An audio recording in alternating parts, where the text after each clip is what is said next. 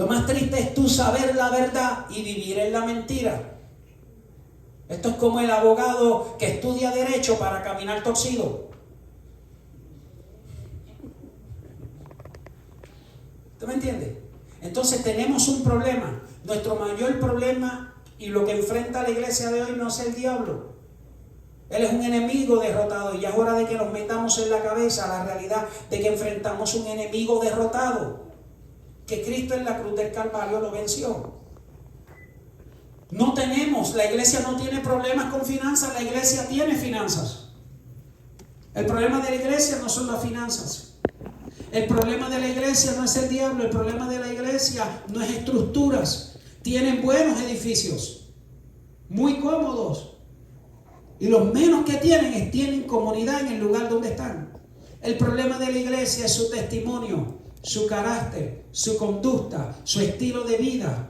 La gente no crea este evangelio y es hostil a este evangelio, no porque entienda que el evangelio es malo. El evangelio ellos saben que es bueno, porque enseña cosas buenas, porque ellos son testigos de aquellos que viven en el evangelio y ven familias en el evangelio, y ellos ven cómo sus hijos están en el camino correcto, cómo los matrimonios son bendecidos. Ellos saben que el evangelio es bueno. Ellos tienen problemas con muchos de aquellos que dicen estar en el evangelio.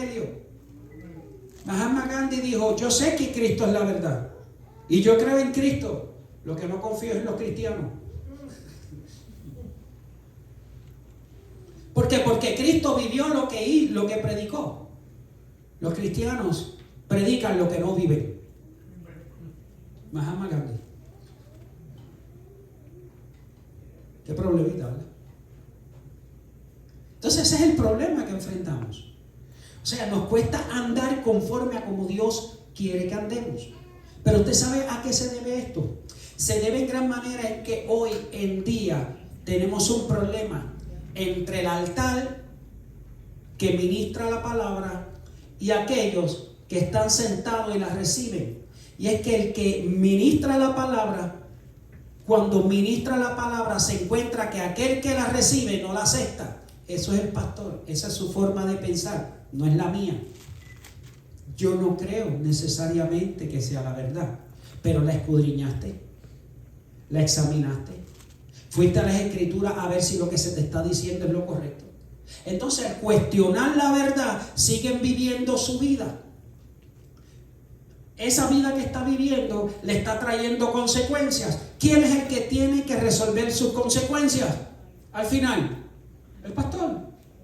Porque el problema viene donde uno y uno tiene que resolverle los problemas que se pudieron haberse evitado. ¿Por qué? Porque si tu andar es correcto con Cristo, Cristo se encargará de ordenar tu vida y guardarte. Pero si eres irresponsable en caminar de la manera que Cristo te demanda que camines, tarde que temprano, toda acción trae consecuencias. La clase del domingo.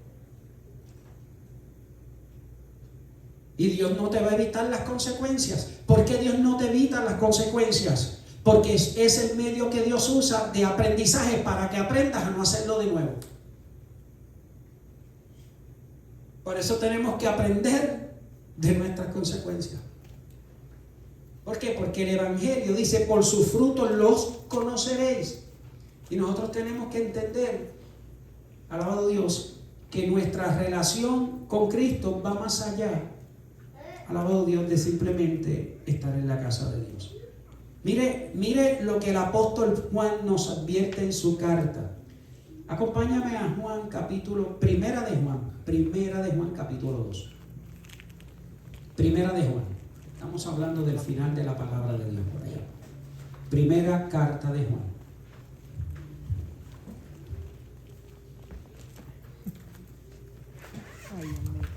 Primera carta de Juan, capítulo 2. Busca el capítulo 2. ¿Lo tienen? Verso 6. Sí. El que dice que permanece en él debe andar con él. Como él anduvo. El que dice que permanece en él debe de andar como él anduvo. Ese texto se ve tan simple, tan sencillo, tan cortito. Pero si usted profundiza en él, hermano, estamos hablando de un apóstol que sí sabe cómo Cristo andó, porque estuvo con él. Si hay alguien que conoció el andar de Cristo, fue Juan, el amado, uno de sus discípulos. Pero mire lo que él dice: el que dice que permanece en él debe de andar como él anduvo. Ahora escuche lo que significa permanecer. Esta palabra permanecer está a través de toda la Biblia y significa quedarse. O sea, implica relación, implica morada, ser perdurable, perseverar, quedarse y vivir.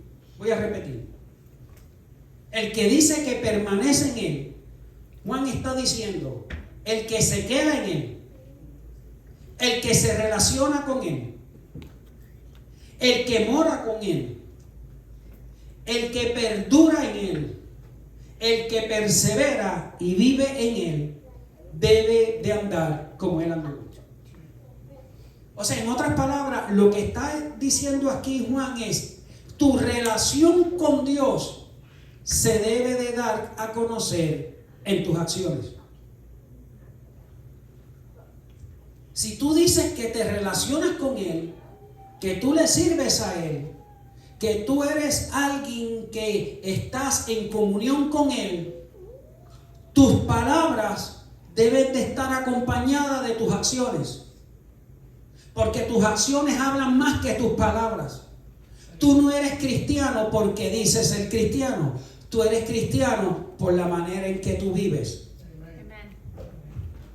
Tú no eres cristiano por lo que tú dices. Tú eres cristiano por la manera en que te conduces. O sea, la manera y tu estilo de vida es la que dice qué tan cerca de Dios tú estás. Escucha esto. En la manera en que tú te conduces, es la manera en que tú le estás diciendo al mundo qué tan cerca tú estás relacionado con él. Porque hoy todo el mundo, mi hermano, vivimos en un mundo cristianizado. El cristianismo está de moda. Todo el mundo tiene a Dios. Algunos lo tienen en el corazón, otros lo tienen en la mente, otros lo cargan en las cadenas. Todo el mundo tiene a Dios. Otros se hacen tatuajes de que tienen la cruz en el pecho, o en la espalda, o en el brazo derecho. Todo el mundo tiene a Dios.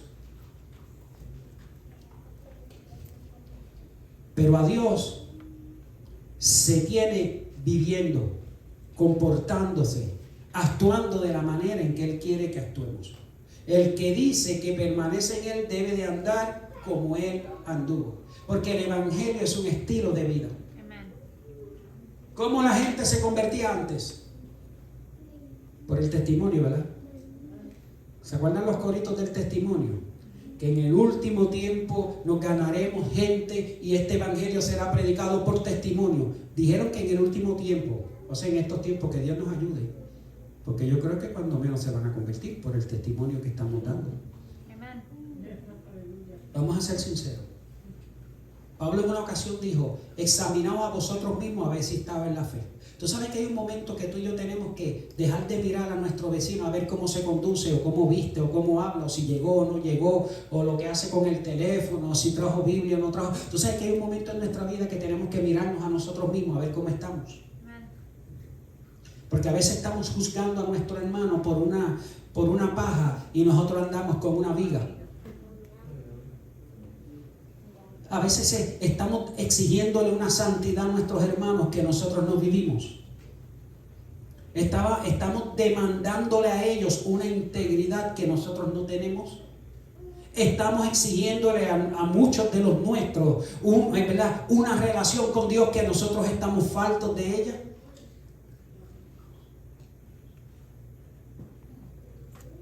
Entonces el Señor dice: no, estúdiate a ti primero. Examínate primero, corrígete a ti primero. Pregúntate si tú estás en la fe. Eso fue lo que dijo Pablo. Mírate si tú estás en la fe. Examínate. No busques a otro, porque si tú buscas a tu mejor amigo, nunca te va a encontrar una falta. Hay gente que sabe ir a donde tiene que ir. Después que hizo 2 o 3 de las suyas, pues viene a donde, al que no le dice nada, al amigo que no, al mejor amigo. ¿Verdad que no lo hice mal? Y no, tú no le dices, yo te apoyo. ¿Por qué no te vas a uno que no te conoce y te diga la sinvergüenzada que estás haciendo? Dice, si tú cambiaras, el problema tuyo es el carácter. ¿Por qué no vas al del otro? ¿Por qué no vas a aquel que tú sabes que te puede decir la verdad? Porque nos cuesta, sabemos que no nos gusta ser confrontados. Usted se acerca a una persona para darle un consejo por sus acciones y la persona le dice, pero mírate tú y tú lo que tienes. ¿Usted no ha oído a esas personas? ¿Entiendes? Por eso es importante que cuando usted vaya a aconsejar, le diga, no, mira, déle el texto, porque esto sí que ella no lo va a poder cuestionar. Mira, léete esto. Porque la Biblia no lo va a poder cuestionar. Bueno, nuestras vidas hoy son unas vidas, hermano, que Dios nos va a llamar a cuentas. ¿Usted sabía que hay personas y familiares nuestros que los tenemos en las rodillas en la iglesia y le estamos pidiendo a la iglesia que oren por nuestros familiares y no vendrán al evangelio? ¿Usted sabe por qué? Por nuestras acciones que ellos han visto. Entonces estamos exigiendo a Dios que Dios cambie cuando Dios nos puso para cambiar. El endemoniado Gadareno en Gadara no quisieron dejar entrar a Jesús. Jesús dijo, yo no necesito entrar, les voy a mandar al Gadareno. Porque al Gadareno se lo mandé sin cadenas, se lo saqué de la cueva, se lo vestí, se lo arreglé. Y ese era el que estaba endemoniado en la cueva que nadie soportaba. Se lo voy a mandar a Gadara y cuando ellos lo vean, le van a preguntar, ¿y qué pasó contigo? Encontré a Cristo.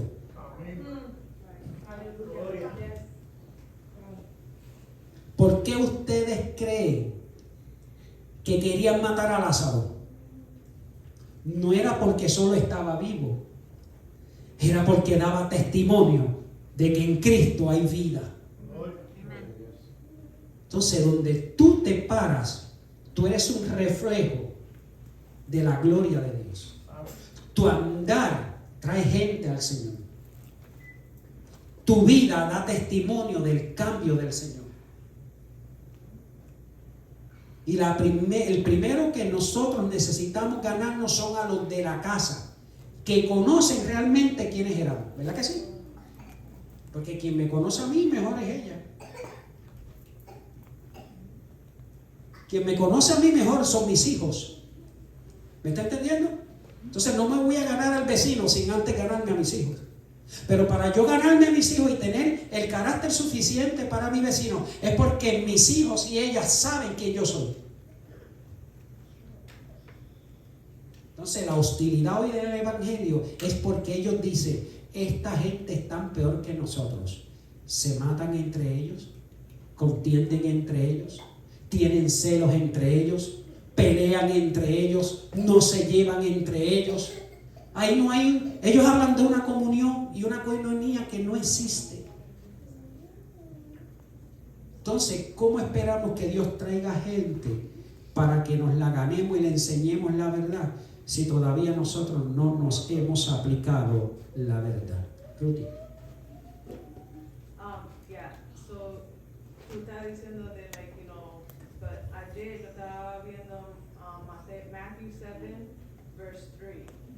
It says, why do you look at the speck of sawdust in your brother's eye and pay no attention to the plank in your own eye?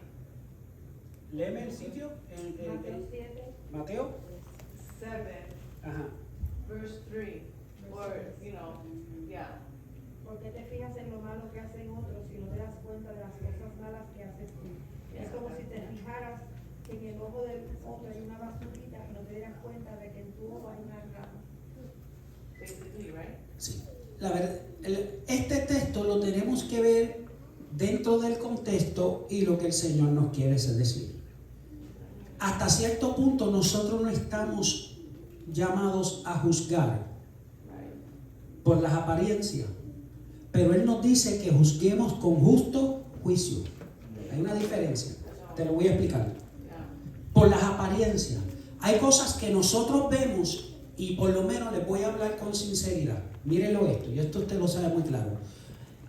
Especialmente dentro de la iglesia, cuando se habla de doctrina, cuando se habla de ciertas enseñanzas, hemos encontrado que dentro de las iglesias ellos viene todo lo que no se parece a nosotros, lo condenamos. Lo que no se parece a lo que me enseñaron, lo condenamos. Cuando en esencia tenemos que ver la fuente de donde procede esa enseñanza. Ahora, por sus frutos los conoceréis. El Señor dice, tú lo puedes corregir y juzgar conforme a ¿qué? Al justo juicio, que es sus frutos. Porque se dice que si Él no anda conforme a la doctrina, tú no camines con Él. Porque tu testimonio se pone en tela de juicio. ¿Por qué? Porque Amós capítulo 3, verso 3 dice, andarán dos juntos si no están de acuerdo. No me digan, no, es que ella y yo somos amigas, o nos llevamos bien, o él y yo somos amigos y nos entendemos. Pero él tiene sus cosas, pero no. Y te paraste a decirle, eso no es correcto lo que tú haces. Si no empiezas a enderezar tu vida, pues entonces aquí se rompió esto. ¿O prefieres ser, qué? Acomodarte a sus gustos y a su estilo de vida y comprometer tu carácter? Hay una diferencia. Entonces, juzgar con justo juicio. Hay cosas que nosotros las miramos a la luz de la palabra y sabemos que no es correcto. Pues entonces yo tengo que entender que por cuanto no es correcto, yo no lo practico, ni soy cómplice de ello.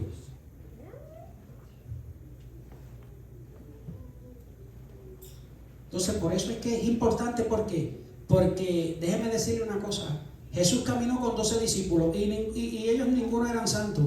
Cometían sus errores, pero Cristo los confrontaba. Porque a Tomás le dijo, sé creyente y no seas incrédulo.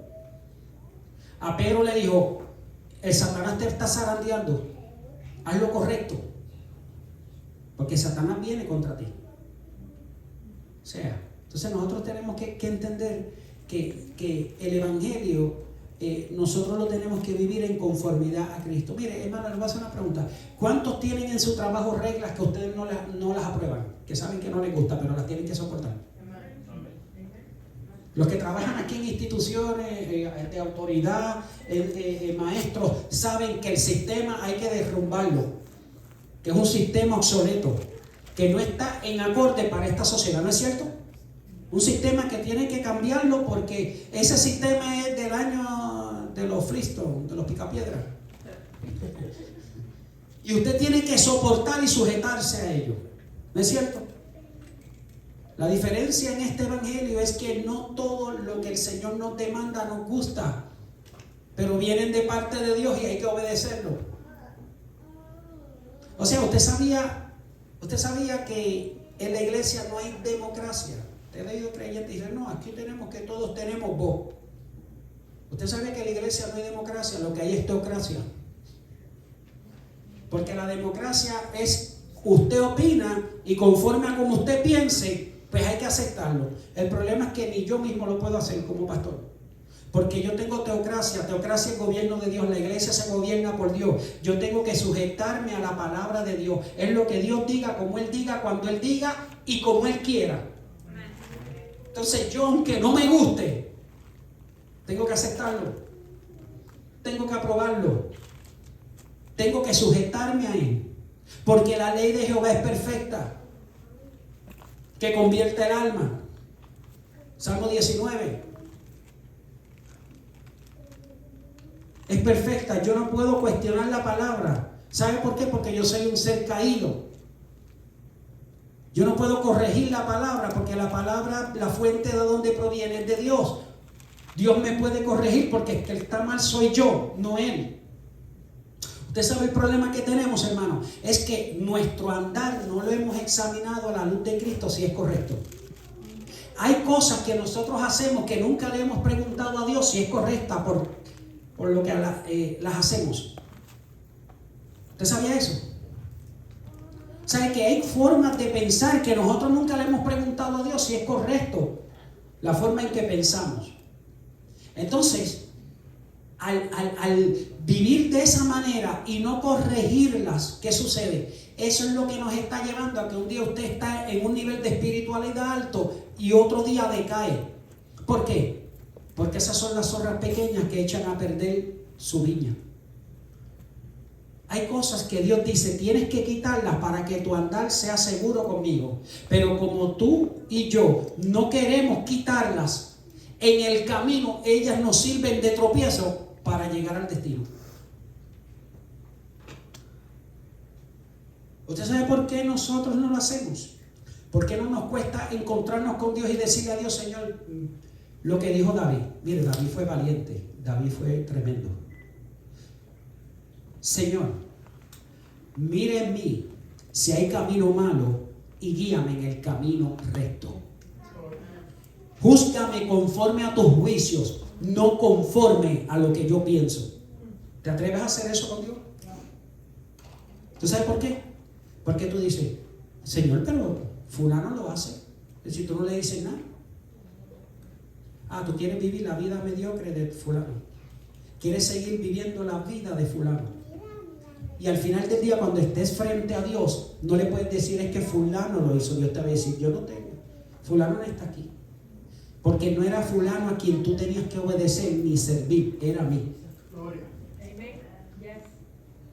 Entonces hoy en día nosotros hemos adoptado principios que no son bíblicos, conductas que no son bíblicas, estilos de vida que no las hemos corregido y pensamos que a Dios le agrada porque Dios no nos ha dicho nada. Mira, hermano, nosotros tenemos que dejar la mala maña. Y como estoy hablando entre puertorriqueños, usted entiende el lenguaje, ¿verdad? De estar diciendo y creyéndole a todo lo que dice del altar. Es una responsabilidad suya que después que yo predique, usted se vaya a su casa, examine esta palabra, a ver si lo que yo dije, el pastor dijo, es cierto. Nosotros escuchamos voz de hombre y estamos haciéndole más caso a lo que el hombre dice que a lo que dice Dios. Y nuestras conductas están alineadas con lo que un predicador dijo o alguien se inventó y no con lo que Dios dijo. Pero para vivir y practicar el genuino cristianismo debemos seguir el ejemplo de aquel cuya vida lo define. Quien define el cristianismo es ¿quién? Jesucristo. No es Asamblea de Dios. No es Asamblea de Iglesias Cristianas. No es el movimiento pentecostal, MI. No es una institución la que te debe de dar las reglas del verdadero cristianismo, es la Biblia. Cada una de estas instituciones tiene su lado positivo y su lado negativo. ¿No es cierto? Nadie me diga que un concilio es mejor que otro. Todos tienen sus deficiencias y todos tienen dogmas. Hoy habla la gente, dice, no, yo no soy dogmista, usted es dogmista. Toda iglesia tiene dogma, porque la dogma está alineada a la doctrina. Y hay cosas que se necesitan en la iglesia como dogmas para evitar la corrupción total de la iglesia. Porque hoy en día el cristianismo de hoy no sabe vivir sujeto a lo que el altar le enseña. ¿Usted no sabía eso? Nuestros cristianos de hoy son independientes. Al final oyen pero no escuchan. No se detienen a reflexionar. La verdad que Dios me habló hoy fue para mí. Está como la hermana que cada vez que se acababa el culto iba donde el pastor y decía, pastor, tremendo. Ese mensaje era para fulana. Ese mensaje era para sutano. Y se acababa y ya el pastor le estaba esperando en el altar. Pastor, tremendo. Yo espero que ella cambie, pastor, porque eso fue todo para ella. Y el día que Dios le habló directamente a ella, el pastor dijo, ¿y ahora qué va a hacer? Porque este mensaje es para ella. Y él dijo, mire, pastor, da pena que fulano que no vino hoy no escuchó el mensaje. O sea, entonces le vendemos todo a todo el mundo, pero no reconocemos que es a nosotros. ¿Verdad que sí? Y es a nosotros. Mire, iglesia, usted se ríe, pero mire, pensar como Jesús, hablar como Jesús y actuar como Jesús Es un proceso de toda la vida. Dios nos tiene ¿en qué? En la rueda del alfarero. Todavía usted no ha sido terminado. Todos estamos construidos, bajo construcción. Todos tenemos faltas. Nadie es mayor que otro. ¿Usted cree que porque estamos aquí al frente es porque somos mejores? ¿O somos más perfectos? Usted sabe que lo que Dios mide en un altar de un hombre del altar es su madurez y su disciplina. Por cuanto Dios entiende que la persona que está en el altar, el pastor, es responsable con su disciplina, Dios dice, lo puedo tener ahí porque su disciplina me permite a mí trabajar constantemente con él. Pero el que no es disciplinado, ahí, cuando llega aquí, ¿qué va a hacer? Hay gente que quiere el ministerio, pero no se ministran ellos a mí mismos. Entonces el evangelio es que el evangelio es una vida. 2 Corintios 3:18. 2 Corintios 3:18.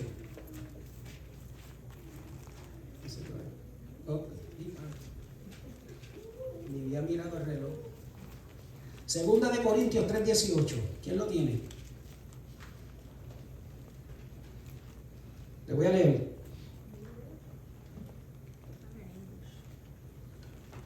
Miren lo que dice: por tanto, nosotros todos, mirando a cara descubierto como en un espejo la gloria del Señor, somos transformados de gloria en gloria en la misma imagen como por el Espíritu de Dios.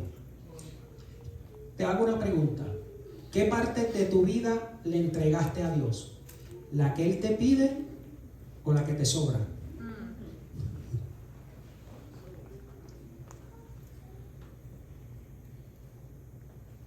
Cuando Dios te dijo, dame lo que necesito que me des para yo terminar la obra, ¿qué le diste?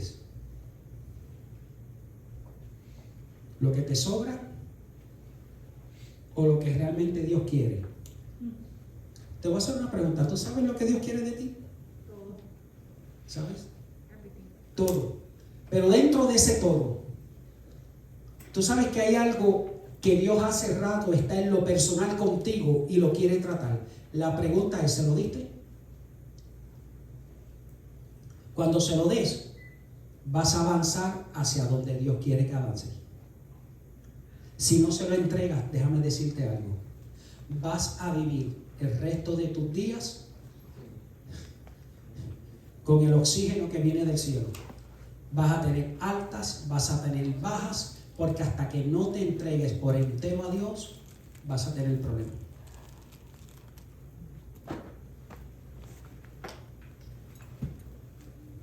Dios nunca te va a pedir lo que Él sabe que tú no necesitas. Dios te va a pedir aquello que tú piensas que es tu dependencia total para vivir. Dios te pide todo. Pastor, ¿me va a dejar sin nada? Mira, te deja sin nada.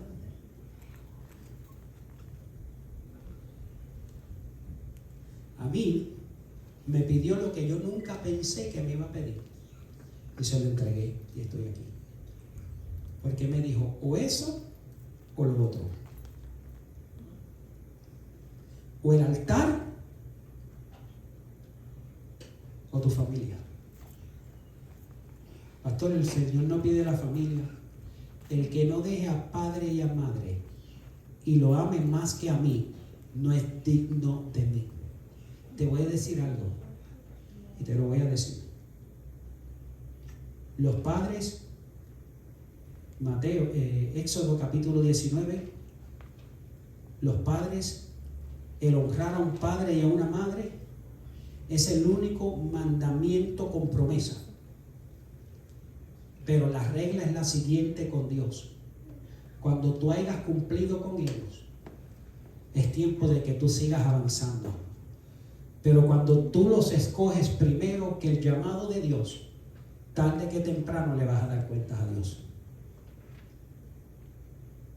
El que ame a padre y a madre más que a mí, el que ame a hijo más que a mí, no es digno de mí. Mira hasta dónde Dios te demanda. ¿Sabes lo que Dios te está diciendo? Si tus afectos están comprometidos con ellos y no te permiten servirme a mí como yo quiero, tú no eres digno de que yo te dé lo que tengo para ti. Y te lo avisó desde el principio. Y en Puerto Rico definieron este texto de una manera muy jocosa. El que se casa, para su casa. Ya. Duele. Duele, pero el que se casa, para su casa. Y te lo voy a decir de una manera bíblica. Y dejará a su padre y a su madre y se unirá a su mujer y serán una sola carne. Y una más que esté ahí es sobrepeso. ¿Ves lo que te dice Dios? Eso es Dios. O sea, cuando Dios te dice que andes conforme a Él, y Dios te va a demandar. Y eso es lo que el Señor te dice aquí. ¿Entiendes? Y dentro de ello, necesitamos entender que en nuestro andar con Cristo, Dios siempre va a estar operando, quitándonos aquellas cosas que a nosotros no nos gustan. Y aún las que nos gustan, nos las va a quitar. Aleluya. La semana que viene te voy a explicar 2 palabras que Dios trabajó con ellas para poder restaurarnos, que es la justificación y la santificación. Porque para que tú y yo llegásemos al Señor, Dios tuvo que hacer algo. Hermano, el caminar cristiano no es fácil, tenemos que ser sinceros. No es un camino al parque, no es un camino. Pero yo le voy a decir algo. El camino más largo ya lo recorrió Jesús, que fue al Calvario y murió por nosotros. Nosotros no íbamos a llegar al cielo sin que Él hubiese abierto el camino. Él abrió el camino para salvarte. Abrió el camino y Él se despojó de todo para que tú hoy tengas todo. Se quitó su corona para darte una a ti. Se quitó sus ropas reales para vestirte a ti. Abandonó su trono para hacer una mesa para ti. Y al final Él es quien te va a servir. Y ahora a ti te cuesta quitar algo que Él te pide para que algún día estés con Él. Créeme que es más fácil pagar este precio que el precio que Él pagó. Y si aprendemos eso, vamos a aprender a vivir para Dios. Inclina tu rostro. Señor amado, gracias por el consejo, tu palabra, y porque en este día nos has permitido en esta noche poder recibir tu consejo. Padre mío, queremos servirte, queremos honrarte, queremos ser, alabado Dios, conforme a como tú quieres que seamos.